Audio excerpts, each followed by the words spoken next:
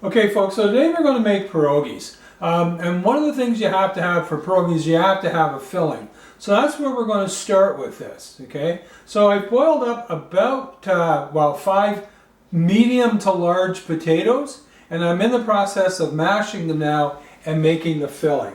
So in there's a little bit of milk, there's about a 1/4 cup of milk, there's about 2 tablespoons of butter, and I've started to mash them, and now I'm going to add my cheese, okay? So that's about 2 cups of cheese. And it's just going to melt down in there and do its thing. Okay. And this is what's called a Perogies. I dated a Polish girl a little while back in Sault Ste. Marie before I met my wonderful and beautiful wife. Anyhow, this is what we learned how to make was a Perogies. You can add sour cream to this, you can add garlic to this, you can add whatever you want, but the cheese is what makes it, and you just want to mix that all around while the potatoes are obviously hot.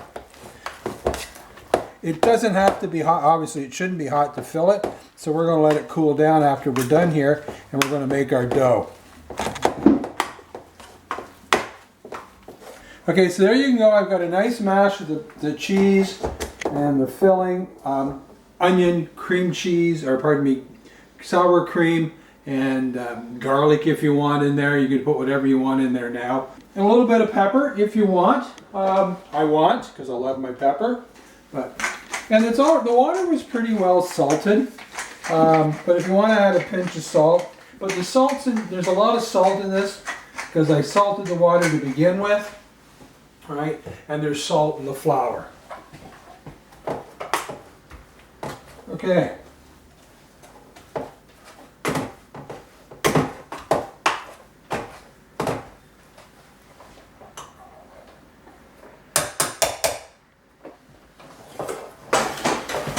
Okay, I'm just going to set that aside right now.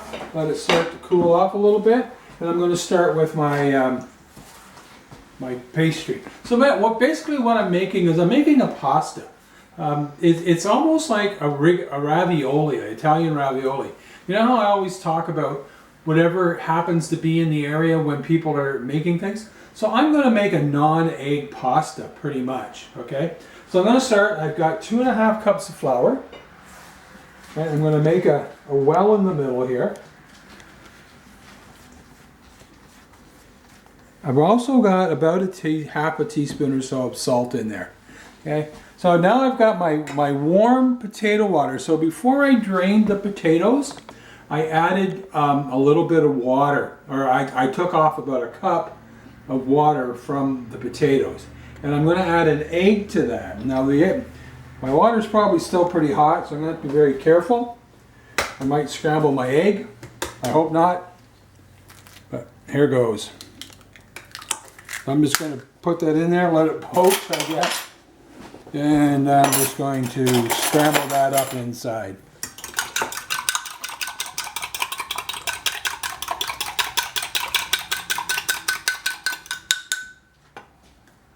And all I'm going to do is I'm just going to add this in the center and start bringing it together.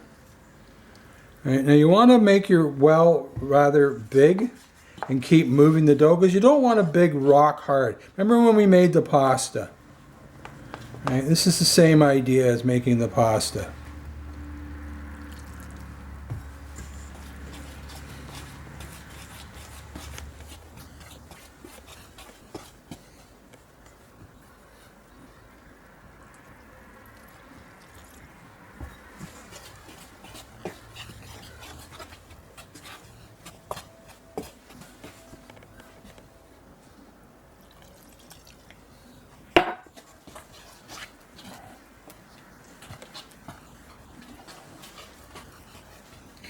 Once it's kind of started to come together and it's forming a ball, as you can see it's forming a nice ball, I'm just going to work it till I get all of that flour out.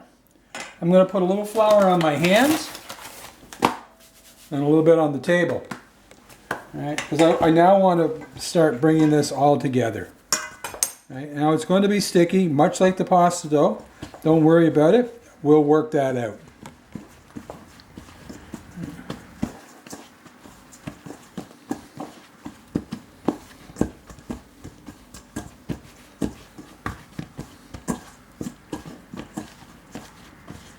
Try to get as much of it off the bottom of the bowl as you can. Turn it out on the flour. Now remember, it's going to be a little sticky, folks. So, a little flour on your hands, but let's not go crazy with the flour. Remember, once it goes in, you can't take it out, but you can always add it. So remember, we're going to practice kneading again. Right? Push down, fold, turn, push down, fold, turn. Push down, fold, turn, push down, fold, turn. Then you get sticky, a little bit of flour. And we just keep going.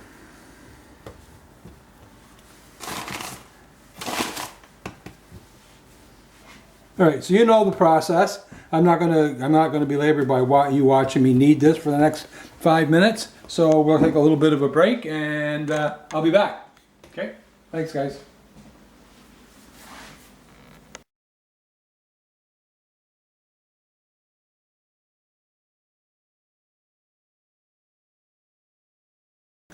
Okay, so now my penne is all done, or my mashed potatoes and cheese is all done. My dough is rested, and I'm going to do the next step. Now, what you need to do is you need to go open up your dough, right, and cut off, I don't know, about 1/3 of it or so. It depends on you and how you feel about rolling. Now, it's going to be a little sticky, but that's okay, right? I've got a little bit of dough from my first roll.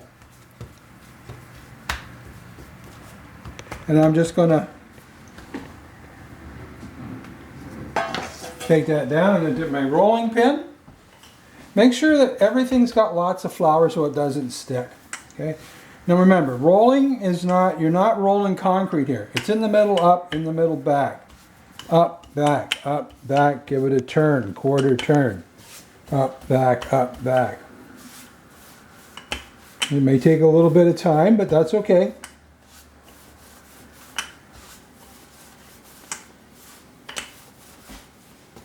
Make sure it moves freely on the table. And when you feel it, feel for where it's thicker than other spots so that you can work on those spots. And you want it not thin like pasta thin, but you do want it fairly thin. Like, I guess a medium thin would be the word to use.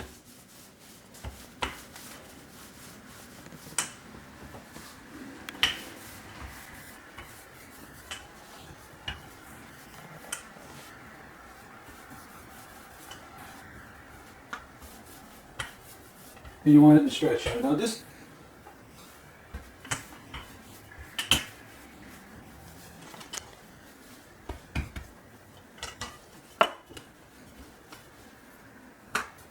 make sure it's rolling and moving on the table.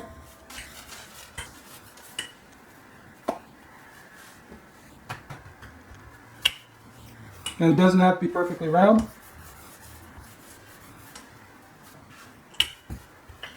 Okay, so once it gets to about that thickness, which I know it's hard to tell, but it's I'm going to say it's about 1/8 of an inch or so.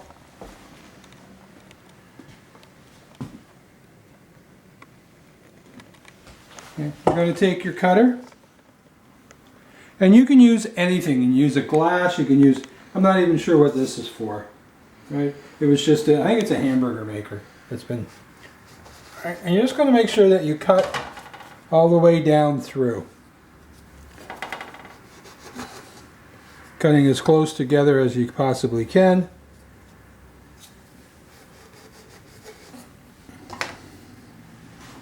Like that. Then you're going to take a teaspoon or whatever you want, and you're going to put a little bit in each one.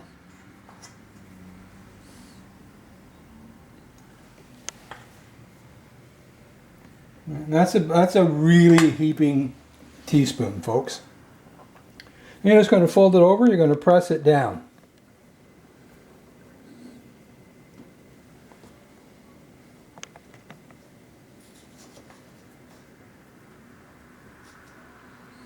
Take your fork and just make sure that you crimp the edges, right? If it's not a really sticky dough, you might want to add a little bit of water to this. But my dough's fairly sticky, so it should be okay. Right, but just make sure that you crimp it all.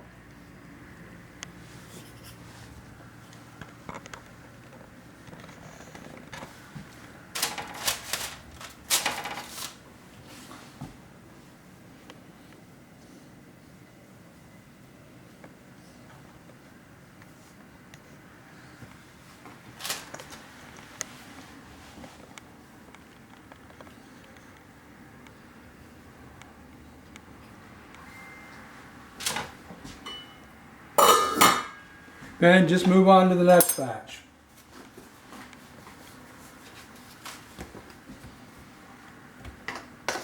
Okay, make sure you got lots of flour down so that it moves on the table really, really well.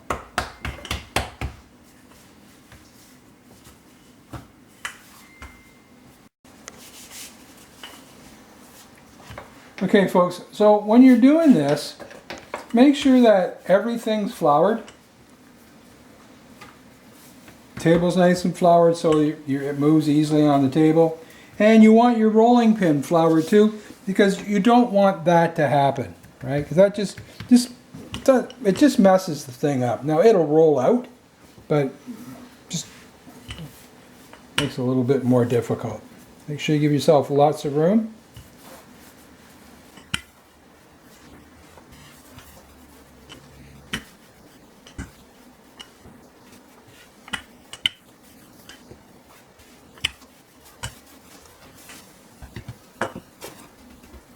And the cutter.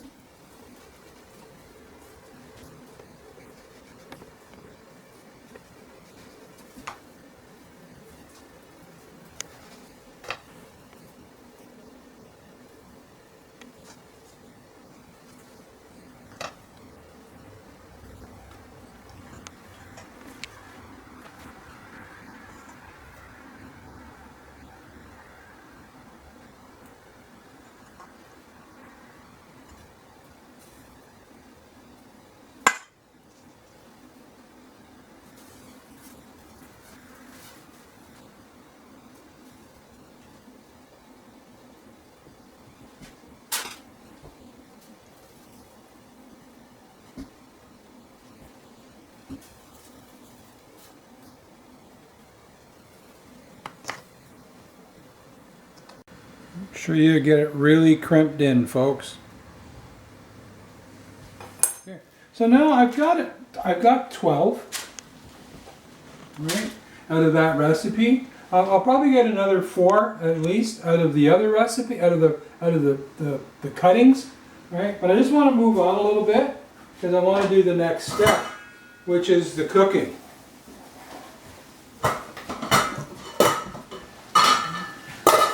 So once again, I've got a rolling boil. I've salted the water, right? And I'm just going to add my pierogies. Now you don't want to crowd them, and you want to be careful putting them in. You don't want to drop them from on high.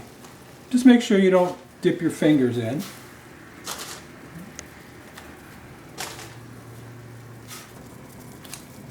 So I've got about, I don't know, 10 or so and 7 or 8 or whatever in there. And I'm just going to let them boil a little bit. 3 or 4 minutes like this. Once they float to the top, you can take them out, put them in with a little bit of melted butter, right? Or you can fry up some bacon and give them a little bit of color that way. That's probably what I'm going to do for our dinner tonight. We're going to fry up a little bit of bacon and cook them, brown them off a little bit in the fat. So, as you can see, they're starting to float. Let's give them another minute or so, and then we're just going to throw them in a pot with some melted butter. I'm probably going to do bacon with mine. In a frying pan, I'll fry up a couple of pieces of bacon, just kind of crispy, and then do them that way, let them brown out. A little bit of sour cream, really, really good for you. Okay.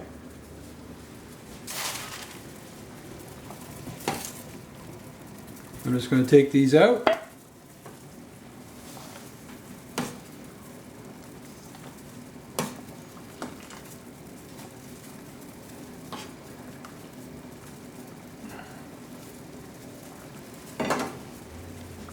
A little bit of melted butter. Give them a little toss.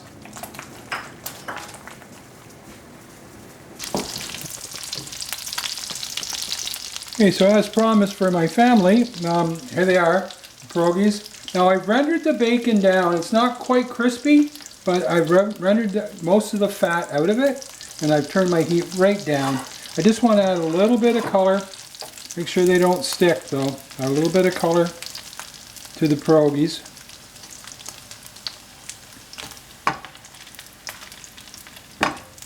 Right.